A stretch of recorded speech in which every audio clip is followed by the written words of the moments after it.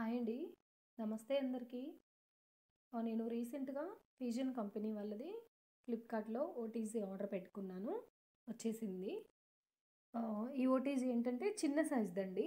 ఉన్న ఓటీజీలోకెల్లా అన్నిట్లోకెల్లా చిన్న సైజ్‌దిది. దీని కెపాసిటీ వచ్చేసి 9 లీటర్స్.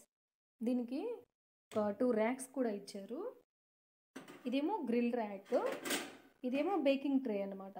బిస్కెట్స్, శాండ్‌విచ్, కేక్ అలాంటివి ఏమైనా చేసుకునే ర్యాక్ అనమాట ఇది.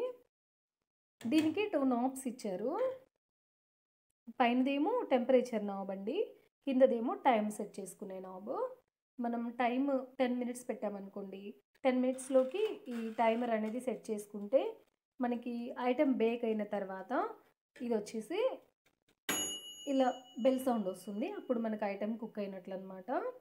అండ్ దీని మీద మనకు ఆల్రెడీ టైమ్ అండ్ టెంపరేచర్ మనకి ముందే ఇచ్చేసారు. ఇదిగోండి. చికెన్ అయితేనేమో 250 డిగ్రీస్‌లో 45-60 మినిట్స్ బేక్ చేసుకోవాలి. ఫిష్ అయితే 230 అట్లా మనకి ఎవ్రీ ఐటెంకి ఇచ్చేసారనమాట వాళ్ళు. ఈ ఓటీజీకి, మైక్రో ఓవెన్‌కి డిఫరెన్స్ ఏంటంటే, ఓటీజీలో ఓవెన్, టోస్టర్, గ్రిల్లర్ ఈ 3 చేసుకోవచ్చు. మైక్రో ఓవెన్‌లో ఏంటంటే ఎనీ టైప్ ఆఫ్ ఐటెమ్‌ని కూడా బేక్ ఆర్ కుక్ చేసుకోవచ్చు.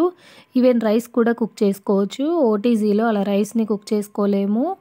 అండ్ ఓటీజీలో నాది వచ్చేసి చిన్న సైజ్ ఓటీజీ కాబట్టి 9 లీటర్స్‌ది. అన్నిటికంటే లీస్ట్ 9 లీటర్స్‌దే ఉంటదండి. దానికంటే తక్కువ కెపాసిటీ ఓటీజీ ఉండదు. 9 లీటర్స్ దాంట్లో ఓన్లీ హాఫ్ కేజీ కేక్ వరకే ఛాన్స్ ఉంటుంది.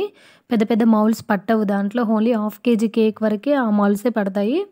అండ్ స్లోగా కుక్ అవుతుంది కొంచెం.